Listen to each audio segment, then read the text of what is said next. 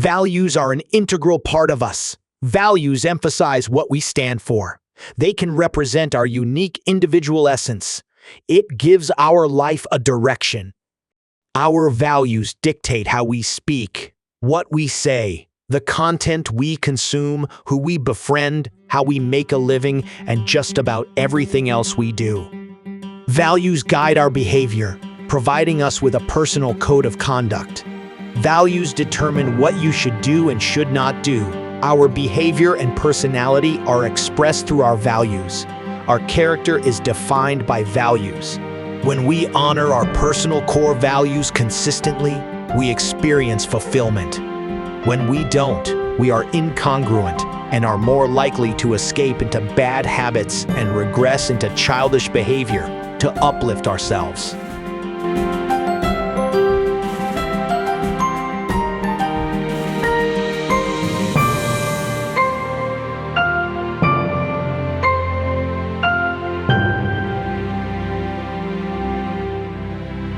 Values define what's important to you, and it determines the hierarchy of choices in your life. Your values are the things or core priorities that you believe are important in the way you live and work.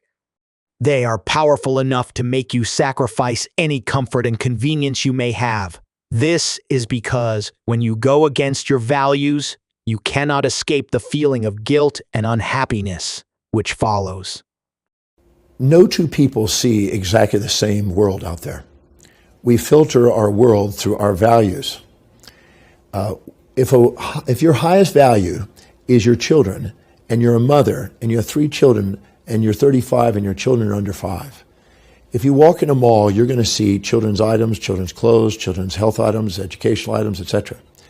If you're an entrepreneur and you're wanting to focus on business, and that's your highest value, you'll see in that same mall totally different things. You'll filter reality completely different. You'll see business items, bookstores, maybe suit stores, things to do, computer stores, things for the business. Your values filter your reality and allow you to see what's there. It determines it. Things that are highest on your value, you see things all around you that help you fulfill it. Things that are low on your values, you don't notice. So it's not that the actual world out there is what we see. It's we see what we want to see according to what we value. So when we're interacting with other people, if we want to own our life, we can't let other people's reality dictate our destiny. We have to realize that our values are the ones we have to follow. We have to learn how to communicate what's important to us in terms of what's important to them to help them get what they want. But we don't want to sacrifice our own life for other people. We don't want to sacrifice their life for us. We want to master the art of communicating what's important to us in terms of what's important to the people we care about, the people we interact with. But we have to know that our reality is different. We have to basically honor our reality and realize that what we see out there is filtered out through our value system. How do you form your values? As human beings, our values are shaped by a variety of factors, including upbringing and family, cultural and societal influences, education and formal learning, personal experiences, media that influences our lifestyle and choices, personal reflection and introspection, and role models and influential figures in history. According to Dr. John DeMartini, author of the book, The Values Factor, The Secret to Creating an Inspired and Fulfilling Life, he says that values are derived from your voids. Every individual lives by a unique set of values, a set of priorities in their life. And these values don't just come out of nowhere. They come from what we perceive as missing in our life, or our voids. I had a woman who attended my Breakthrough Experience program one time, and she was really, really focused on her children. This is not uncommon, but she was almost overdoing her children. We found out that when she was growing up, she didn't feel that her mother was there for her. So she wanted to compensate for that, because in her mind, that because her mother wasn't there, she wanted to make sure she, in a sense, smothered her child. She was giving more attention and almost too much children. So her value of focusing and making sure she's there for her children came from her void of perceiving something missing. So no matter how much she did, she couldn't get enough of that. And of course, her children were kind of like, okay, Mom, it's enough. In the process of doing it, it's our values are derived from our voids. I love teaching. I travel and teach. if I have such a dedication to teaching, I obviously have a void still driving that. Obviously, I had a dream since I was 17 to travel the whole world and share as much as I could with as much as I could learn. So because I haven't reached every place in the world, I still have a desire to do that. And because I haven't learned everything I could learn, I still have a desire to learn and teach and travel. So my voids help me in my values. There's nothing wrong with voids and values. There's nothing wrong with, there's nobody's right or wrong for what their values are. They're unique. But you want to understand that whatever is perceived as most missing in your life determines what you perceive as most fulfilling. The word fulfillment means filling full a mind that is perceiving something empty. So if you'd like to have satiation and fulfillment, the key is to identify what those voids are and what those highest values are. Once you do, you can prioritize your life to revolve around that. And when you're doing what's most meaningful and fulfilling in your life, you have the most fulfilling life. Some of our values are inherited. Most of us learn our values from our parents, teachers, religious leaders, moral stories, and the society around you. You've also probably rebelled against some of those values at times, or changed your mind as you've learned more about yourself and your world. Your core values are the result of your behavior. Aristotle said it best: men acquire a particular quality by constantly acting in a particular way. For example, when you always tell the truth, you become an honest person. It's as simple as that. Values change over time. Also, as you move through life, your values may change. For example, when you start your career, success, measured by money and status, might be a top priority. But after you have a family, work, life balance may be what you value more. If we change our value system, we change our reality. And this happens through our life. When we're 10 years old or younger, we may want to play. When we're 10 to 20, we may want to socialize. We're 20 to 30, we may find a relationship or career. We're 30, 40, we want to build a family, maybe our own company. As we go through life, our values are changing, so is our reality.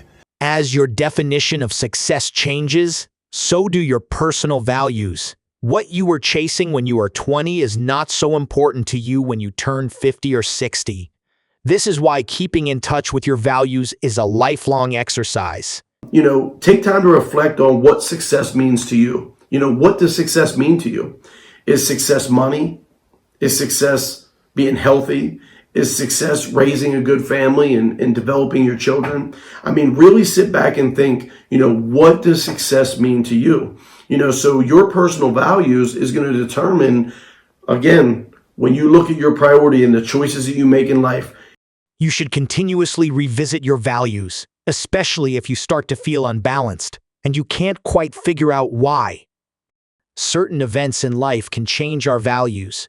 For many of us, our values may go unexamined until tragedy strikes or life throws us a curveball. Significant life events tend to help or force us to reevaluate what we consider important. Eventually, our priorities change and we change accordingly. But often the changes need not be earth-shattering. As time goes by, we go through major and minor life experiences that shape our worldview, and hence our values are altered. Starting a new job, becoming a parent, or embracing a new hobby are all great examples of events that could shape your worldview and values. To live a life of fulfillment, you need to live according to your values. When you live according to your values, you lead a coherent life. And when you don't live up to your values, you live a life of contradictions. Values that help you walk the talk are coherent values. Values that make you a hypocrite and double standards are conflicting values.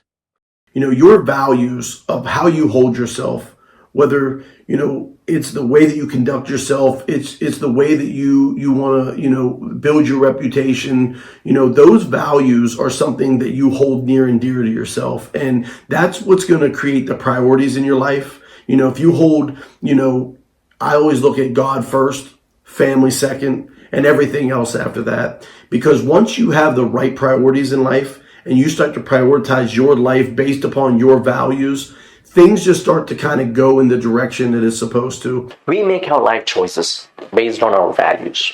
Our values are much like the software that guides our behavior and actions, and therefore the results we produce in our everyday lives. If you want to know what directions you are headed, you need to first become aware of your own values. Become consciously aware of the program that is running in your life. Most of our values are unconscious, but when we examine them closely, we become aware of them, and thus we can recognize them. Understanding your values. Everyone has values whether you recognize them or not. Life can be much easier when you identify and acknowledge your values. You can lead a congruent and fulfilling life when you live according to your values. Therefore, it's important to identify your values. Dr. John DeMartini has created the DeMartini Value Determination Process, which is a 13-step process to identify your values. There are 13 value determinant questions that will help you identify your value hierarchy. 1. What do you fill your space with? Anything that's valuable to us is close to us.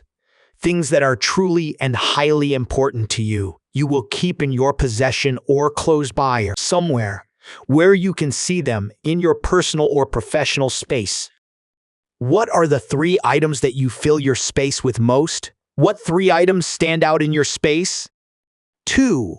How do you spend your time? What are the 3 things that you spend your time on most?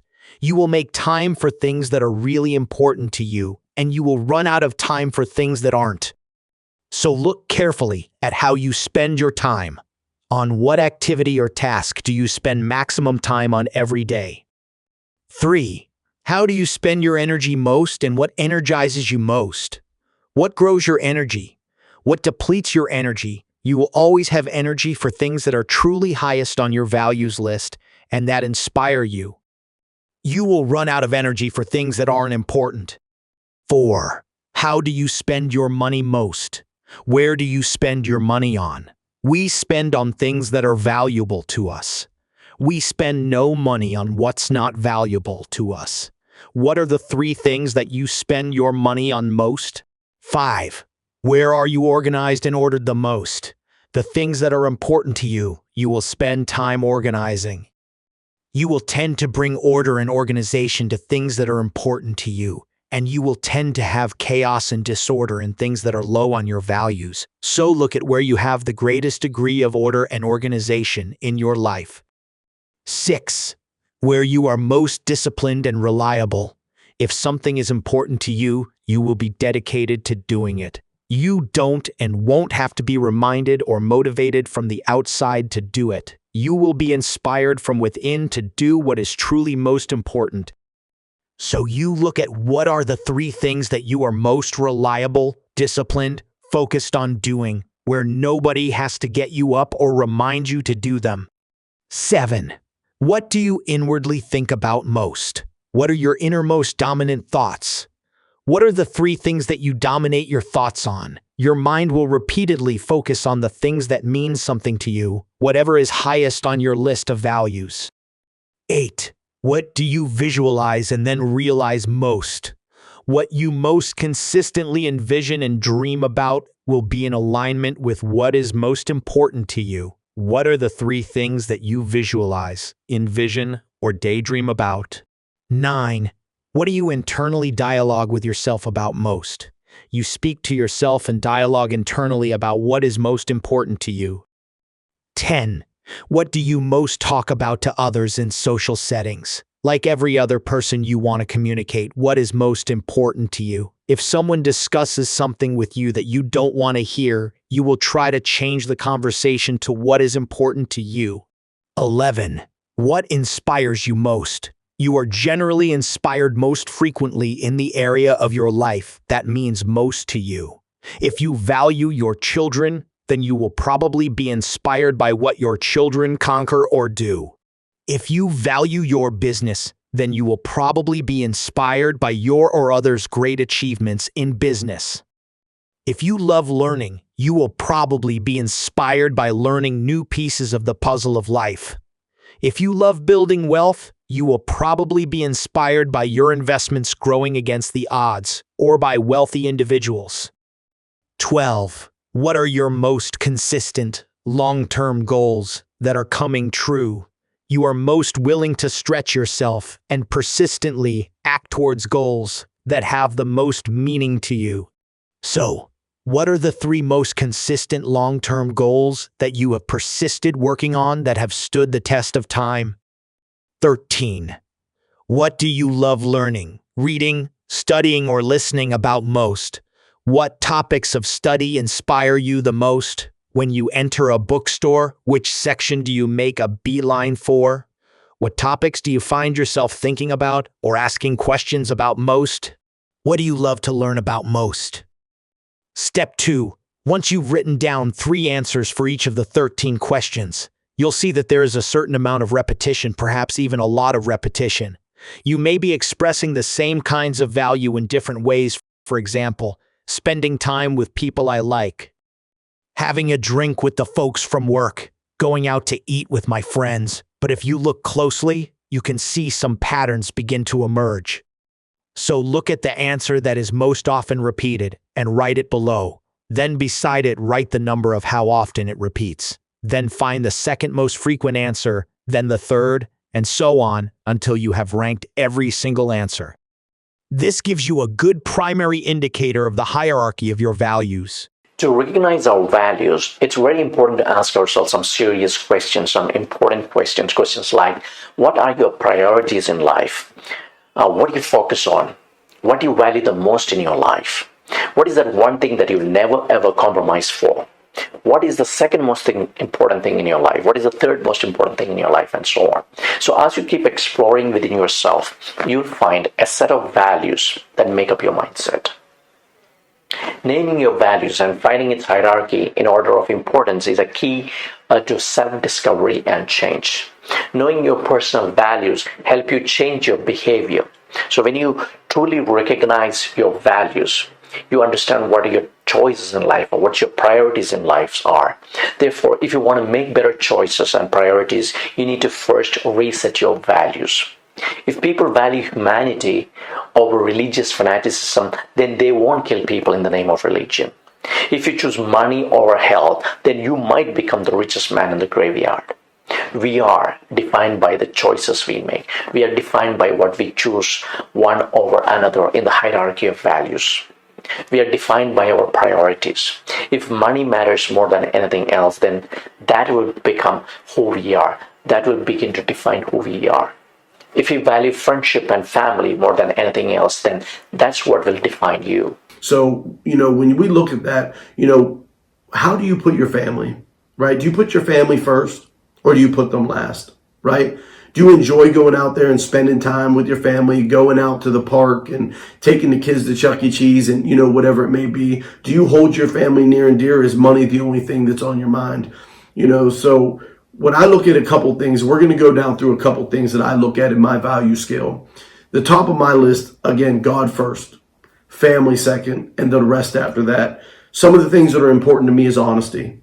I want to be around people that I want to be able to trust. Trust is a huge thing. So I want to look at 3 major factors: honesty, trust, and integrity. And then I want to look at respect, right? How do you want to be respected and how do you give respect? How do you treat other people? Do you treat other people the way that you want to be treated, right? So you want to look at, these are values, and then how does it control, your thoughts, and how does it determine your mindset? Well, these values are going to determine the way you do speak to people, the way you interact with people on a daily basis. And, adding value to other people's lives, was one thing that I always wanted to do. I wanted to be, remembered as somebody that added value to somebody's life, was a major contributor to some part of their life that maybe that one person I met was for a reason. Maybe it was only for 10 minutes. Maybe it was for 1 year. Whatever it may have been, did I have impact in that person's life, right? And that's going to affect the way that I carry myself throughout the day, the way that I interact with people. Organize your values. If you want to make a shift in your mindset, then organize your values accordingly. Remember, values are commitments to oneself. It forms our identity. When we change our values, our identity changes, and it changes everything we do. You will never change your behavior and values unless you have a compelling need to do so. We do not change until we experience enough pain or the frustration level or till we hit the rock bottom. That's why people choose to hit the gym after a difficult health condition. People quit smoking when cancer visits up on them or their loved ones. People work on marriage when spouse mentions a trial separation. People are prepared to change if they know that not changing will cost them more pain than the pain of change itself. But we don't need to wait for the worst to happen to make changes. We just need to design our values and make different choices to make the transformation happen. Remember, all transformations begin with an awareness leading to higher consciousness. Change begins with taking the first step and several baby steps thereafter.